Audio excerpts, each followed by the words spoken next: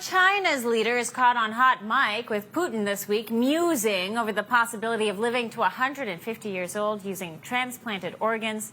His country is contributing to America's death count and shortening lives through the importation and creation of fentanyl, something we've been fighting for years. The fentanyl crisis continues to devastate American communities, and now the FBI is drawing a direct line back to Chinese chemical companies accused of fueling the epidemic. This is somewhat new.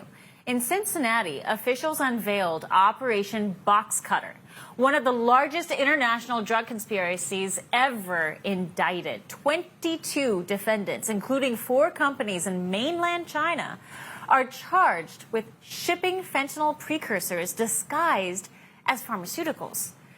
Authorities say the seized chemicals were potent enough to kill more than 70 million Americans in powder form and another 270,000 in pill form. The investigation began in Tip City, Ohio, and traced transactions through cryptocurrency payments back to Chinese exporters. 3 U.S. citizens have been indicted for distributing shipments once they arrived here, relying in part on the U.S. postal system. FBI Director Kash Patel stood alongside Southern District of Ohio prosecutors to call the case a breakthrough in mapping the supply chain that feeds America's deadliest drug epidemic. And we wanted to take time to highlight why this is such an important takedown. It is the first of its kind in terms of how we actually get after the threat that is Chinese precursors, which are used to make fentanyl, which is used to kill tens of thousands of Americans a year. We're done playing whack-a-mole. He told reporters in Cincinnati that the conspirators posed as legitimate business while secretly working with U.S. intermediaries. But with China refusing to extradite its own nationals, prosecutors are resorting to Interpol red notices, hoping to capture suspects if they travel outside Chinese borders. That reality leaves key defendants beyond U.S. reach, raising doubts about whether indictments alone can stem the flow. We're joined now by North Carolina Congressman Pat Harrigan, a member of the Fentanyl Prevention Caucus. Congressman, thank you so much for joining us. What a combination of good news, but also kind of distressing news, I guess. Well, I think we've been distressed for many years. I mean, just in the last 4 years, Chanel, we've lost 400,000 Americans to fentanyl overdoses. That's just completely unacceptable. And I think what we're seeing here out of the FBI director, and the action that we're taking across the country right now through the Department of Justice is just proof positive that President Trump's war on drugs is very different than Ronald Reagan's war on drugs. We are going 100% after the precursors. We're going up the supply chain. And look, if you're doing bad things to Americans, we're going to do bad things to you. And I think we've seen that this week with these indictments, with these raids. And also, I think we've seen it with destroying a drug boat coming out of Venezuela. We've got to understand that, yes, these people are breaking the law. A lot of people are saying, look, they're only breaking the law. They should be prosecuted. No, they're killing Americans and they should be killed. And that is what is going to define this next war on drugs differently than we've dealt with it in the past. Well, it certainly covers, multiple hemispheres, right? The issue right now with the Chinese conversation, while it's wonderful news that we're tracing it back to these Chinese manufacturers on the mainland, the concern is, how effective are red notices? I mean, what even are red notices? Have they been used to effectiveness in past? And will that actually mitigate the larger source of the problem here? I wouldn't say that red notices have really been very effective in the past, but I think they are going to be effective underneath the Trump administration. He just takes a different slant on all of this. He actually enables the entire machination of government to coalesce behind these red notices and actually enforce them, right? This isn't just a tiny little sanction here or there. This is an actual finding that the Department of Justice is going to be able to trickle all the way up the supply chain and fundamentally make a difference in the availability of drugs in this country. That's the most important thing. I mean, we've got to understand that since President Trump has taken office, the price of drugs has skyrocketed 4 to 8 times, depending on the drug. That means that it's getting harder to get. Supply is dwindling. The price is going up. Those are all really, really good signs, Chanel. Well, certainly. The next question becomes, what other kinds of leverage can the United States use against Beijing in order to make Beijing take these indictments seriously? Because in the past, Beijing has really denied any real involvement here, when that was just a patently absurd position for them to take. This latest bust makes it that much more difficult for the Chinese government to just flat out deny that they're involved.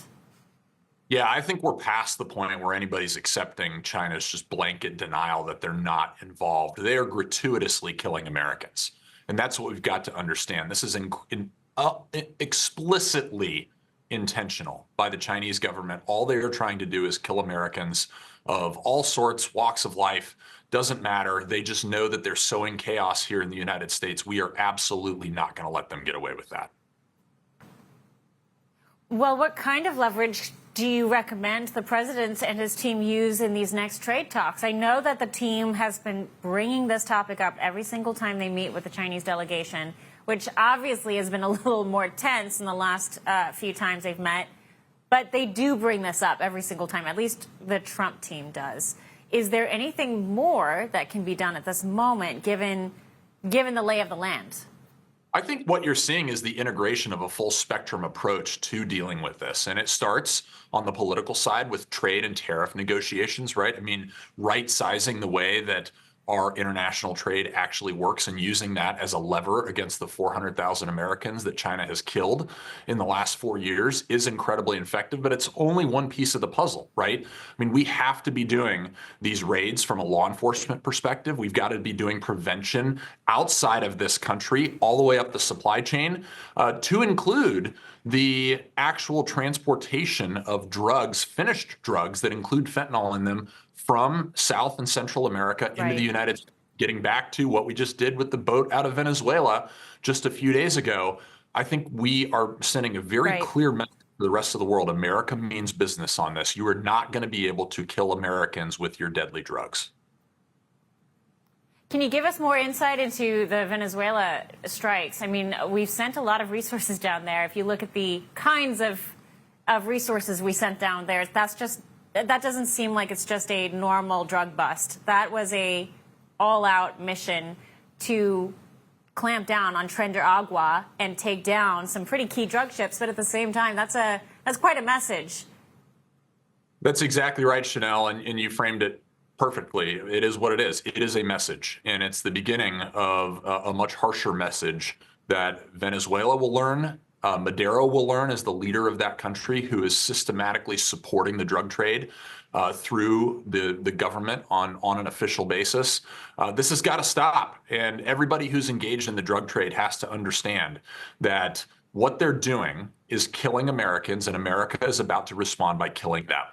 That is why President Trump, when he first came into office, he directed that these gangs would no longer be considered cartels, right? They are foreign terrorist organizations. They have been given that label. That gives the military broad authority to target these organizations like the terrorists they are, because they are absolutely terrorizing American streets and American families. The death has got to stop. Speaking of messages, we've got a pretty strong one coming out of the DOD. The White House is putting its stamp of approval on a return to an older title, Department of War. Your thoughts on this? I think it's timely, Chanel. We've got to understand that we've gotten into far too many foreign conflicts that seem to be endless underneath a title of Department of Defense. When it's defense, it's soft, it's squishy. Right. It's something that, we're not really using military force, but in fact, we actually are. Right? Let's call it what it is. It is the Department of War. We mean business. We've got to be serious about our own capabilities, how and when we deploy those capabilities.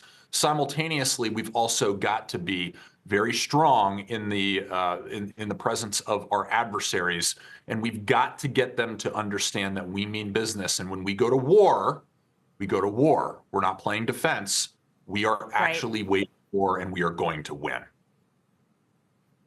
Well, as a former service member yourself, I'm sure you know what it means when I make the prediction. I think that if we change to Department of War, you're going to start self-filtering a lot of the people who end up going to the Department of War. You're going to change the entire demographic of people who serve at the Pentagon or in armed services. It really kind of puts a label on there, a very clear label as to what exactly it is this department does. It's very difficult from a political position to talk about the Department of War going to war. It is much easier to talk about the Department of Defense taking actions in self-defense, right? Very, very different. Let's all have wide open eyes here for the American people to see full transparency, but understanding we mean business here. Such a great point. Congressman Harrigan, a pleasure as always. Thank you so much.